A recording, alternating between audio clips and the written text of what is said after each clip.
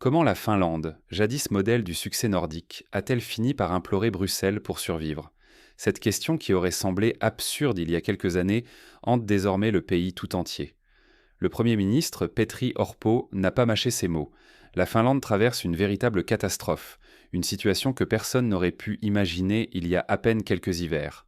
Jadis considérée comme un élève exemplaire de l'Europe du Nord, la Finlande se retrouve au bord de la banqueroute, frappant à la porte de l'Union européenne pour demander une aide financière urgente.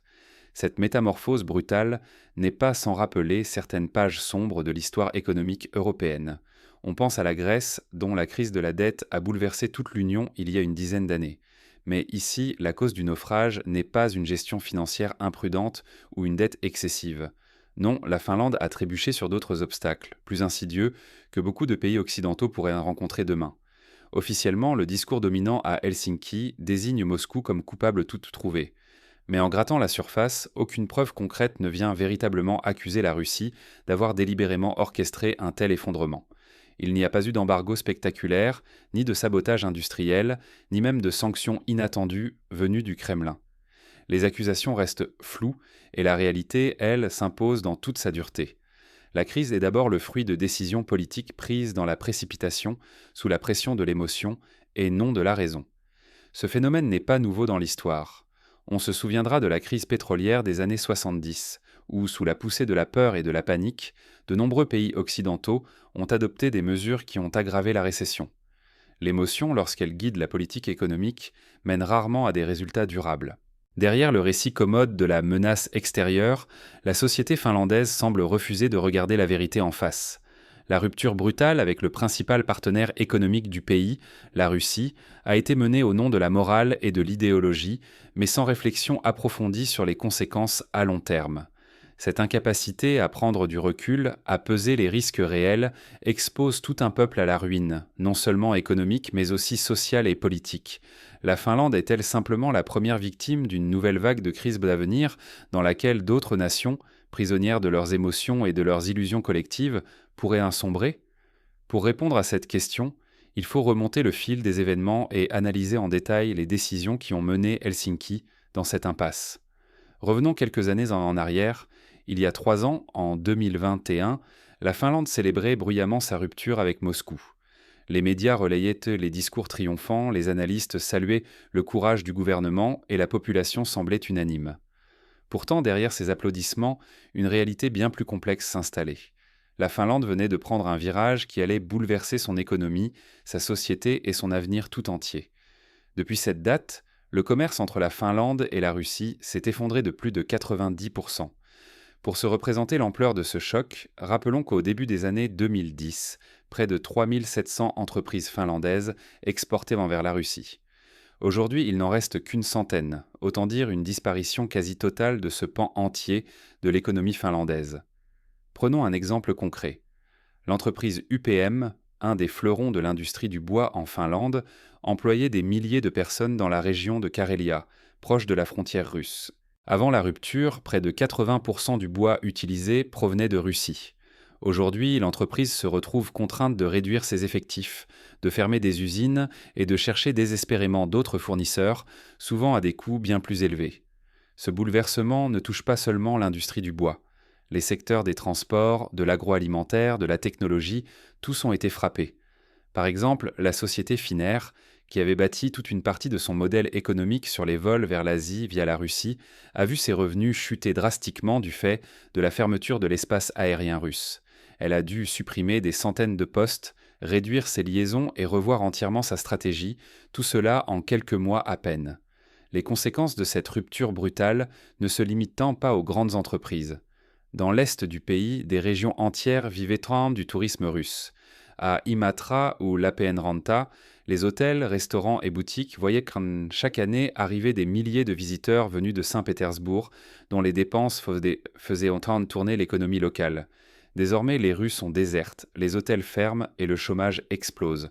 Selon les estimations, la seule absence des touristes russes coûte chaque année à la Finlande au moins un demi-milliard d'euros. L'histoire regorge d'exemples similaires où une région prospère s'est effondrée du jour au lendemain après la perte de son principal partenaire commercial. Pensons à Détroit, aux États-Unis, qui a décliné après l'effondrement de l'industrie automobile.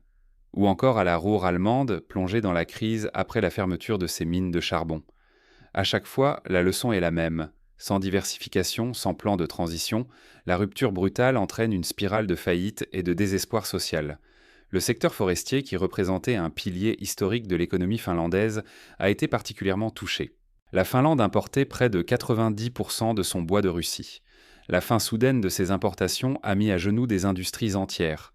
Selon les chiffres de la Fédération finlandaise du bois, la production a chuté de plus de 40% en 2 ans. Les scieries ferment, les ouvriers manifestent, et le gouvernement peine à proposer une solution crédible. L'impact s'est également fait sentir sur les prix de l'énergie. En l'espace de quelques mois, le coût de l'électricité a augmenté de plusieurs dizaines de pourcents. L'inflation, qui était restée maîtrisée pendant des années, a soudainement explosé, atteignant des niveaux jamais vus depuis la crise mondiale de 2008. Pour les ménages, cela signifie des factures plus élevées et un pouvoir d'achat en baisse constante. Pour les entreprises, cela se traduit par des coûts de production plus importants, des marges réduites et souvent la faillite comme seule issue. Prenons l'exemple d'une petite boulangerie de la région d'Oulu. Jadis prospère, elle employait une dizaine de personnes.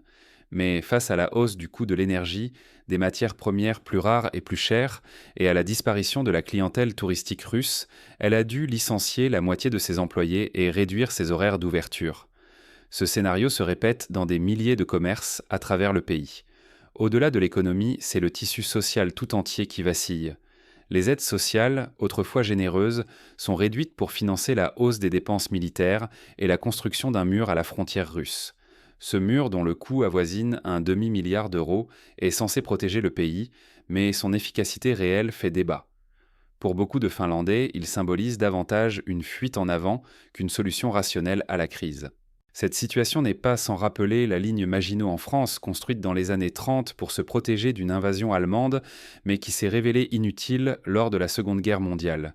Les murs, qu'ils soient physiques ou psychologiques, ne remplacent jamais une stratégie globale et réfléchie.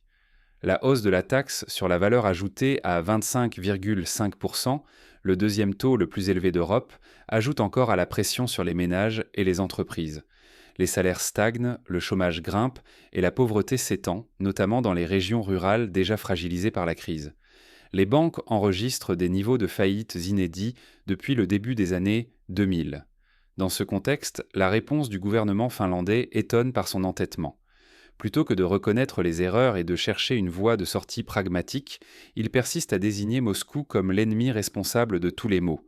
Cette attitude, qui relève plus de la communication politique que de la gestion de crise, aggrave le sentiment d'isolement et de perte de contrôle. Pourtant, les faits sont là. La Russie, loin de réagir de manière émotionnelle, adopte une stratégie froide et méthodique. Elle a redirigé ses exportations vers la Chine, l'Inde, le Moyen-Orient et l'Afrique, comblant rapidement le vide laissé par la Finlande. Des contrats à long terme sont signés, de nouveaux partenaires commerciaux émergent et l'industrie russe investit massivement dans ses propres infrastructures. Un exemple frappant de cette adaptation, le port de Mourmansk, autrefois tourné vers les échanges avec la Finlande, accueille désormais des navires venus d'Asie et du Moyen-Orient. De même, des entreprises russes de transformation du bois ont ouvert de nouvelles usines dédiées au marché chinois et indien, compensant la perte du marché finlandais en quelques mois à peine. Dans le même temps, la Finlande s'enfonce dans l'isolement économique. Les parts de marché s'effondrent, les entreprises ferment et le tissu industriel peine à se réinventer. Selon les derniers sondages, une majorité de Finlandais et de chefs d'entreprise prennent peu à peu conscience de l'ampleur de l'erreur. Mais chaque semaine passée sans réorientation stratégique rend la reprise plus difficile, car la Russie consolide ses positions et d'autres fournisseurs s'installent durablement sur les marchés jadis tenus par la Finlande. Ce cercle vicieux est bien connu des économistes. L'histoire montre que lorsqu'un pays perd ses marchés à l'export, il est presque impossible de les regagner sans concession majeure. Les exemples de l'Argentine, après l'effondrement de ses exportations de viande dans les années 50, ou de la Grande-Bretagne, après la perte de ses colonies, illustrent ce phénomène de déclassement rapide et durable. Face à cette situation, certains dirigeants locaux et acteurs économiques commencent à réclamer une révision des priorités. Dans l'est du pays, plus d'un tiers des responsables municipaux et chefs d'entreprise souhaitent rouvrir le dialogue avec la Russie, à condition que le contexte international le permette. Mais le gouvernement central, soutenu par certains alliés occidentaux, reste sourd à ces appels. Plus inquiétant encore, la Finlande consacre désormais une part croissante de son budget à l'armement et à la défense au détriment des investissements dans l'éducation, la santé ou l'innovation. Cette réallocation des ressources rappelle la course aux armements de la guerre froide, qui a fragilisé de nombreuses économies européennes dans les années 70 et 80. Dans ce climat de tension et d'incertitude, la société civile tente de s'organiser. Des collectifs de citoyens se mobilisent pour soutenir les chômeurs, relancer les circuits courts ou promouvoir une diversification de l'économie. Mais sans soutien politique et sans vision à long terme, ces initiatives peinent à compenser la perte des anciens marchés et la montée de la précarité. La leçon que nous livre la Finlande dépasse largement ses frontières. Trop souvent, les sociétés modernes cèdent à la tentation des slogans, de l'émotion collective et des décisions spectaculaires. Les réseaux sociaux, les médias, la classe politique, tout concourt à amplifier les réactions à chaud. Mais l'histoire, elle, récompense la lucidité, la patience et la capacité à anticiper les conséquences à long terme. Pour sortir de l'impasse, des mesures concrètes s'imposent. Première étape, rétablir un dialogue rationnel fondé sur les faits et non sur les peurs ou les préjugés. Cela passe par la création d'une commission indépendante chargée d'évaluer l'impact réel des sanctions et des ruptures commerciales sur l'économie nationale. Ensuite, il faut investir massivement dans la reconversion des secteurs sinistrés en s'appuyant sur les réussites de pays comme l'Irlande, qui a su transformer une économie agricole en un pôle technologique en l'espace de 2 décennies. Autre priorité, restaurer la confiance avec les partenaires historiques, sans exclure un dialogue pragmatique avec la Russie lorsque le contexte le permettra. Comme l'a montré l'exemple de la réconciliation franco-allemande après la Seconde Guerre mondiale, il n'y a pas de fatalité à l'hostilité permanente. L'intérêt national prime sur les querelles idéologiques. Enfin, il est urgent de renforcer l'éducation économique des citoyens et des décideurs. Comprendre les mécanismes du commerce international, des chaînes de valeur et des interdépendances permet d'éviter les décisions irréfléchies. À ce titre, des programmes de formation continue et des débats publics ouverts sont indispensables. Il serait tentant d'attendre une aide miracle de Bruxelles ou d'autres institutions internationales. Mais l'expérience grecque enseigne que l'assistance extérieure ne remplace jamais une stratégie nationale cohérente. Chaque euro prêté devra être remboursé, et la dépendance aux subsides finit toujours par restreindre la souveraineté de ceux qui la réclament. La Finlande se trouve aujourd'hui à la croisée des chemins. Le choix est clair: persister dans une fuite en avant dictée par l'émotion ou renouer avec l'esprit critique, la lucidité et le pragmatisme qui ont fait sa force par le passé. Les générations futures jugeront la décision prise dans ce moment crucial. En définitive, la crise finlandaise doit servir de signal d'alarme pour l'ensemble des pays européens. À l'heure où les tensions géopolitiques s'accroissent, où les chaînes d'approvisionnement se fragilisent et où les opinions publiques sont de plus en plus polarisées, il est vital de séparer la communication politique de la réalité économique. Les choix faits pour des raisons morales ou idéologiques, sans réflexion stratégique, finissent toujours par coûter cher, en emploi, en investissement, en cohésion sociale et, au bout du compte, en influence internationale. Pour éviter que le scénario finlandais ne se répète ailleurs, il appartient à chaque citoyen, à chaque décideur, de faire preuve de discernement. Refuser l'emballement, exiger des débats transparents, s'informer, comparer et surtout penser à long terme. Ce sont là les seules garanties d'un avenir stable, prospère et respecté sur la scène mondiale. La Finlande paie aujourd'hui le prix d'un pari idéologique perdu. Mais il n'est pas trop tard pour changer de cap. L'histoire l'a montré à maintes reprises. La capacité d'un peuple à reconnaître ses erreurs, à s'adapter et à rebondir est la meilleure assurance contre le déclin. C'est cette leçon dure mais salutaire que nous devons retenir aujourd'hui. À chacun d'en tirer les conséquences.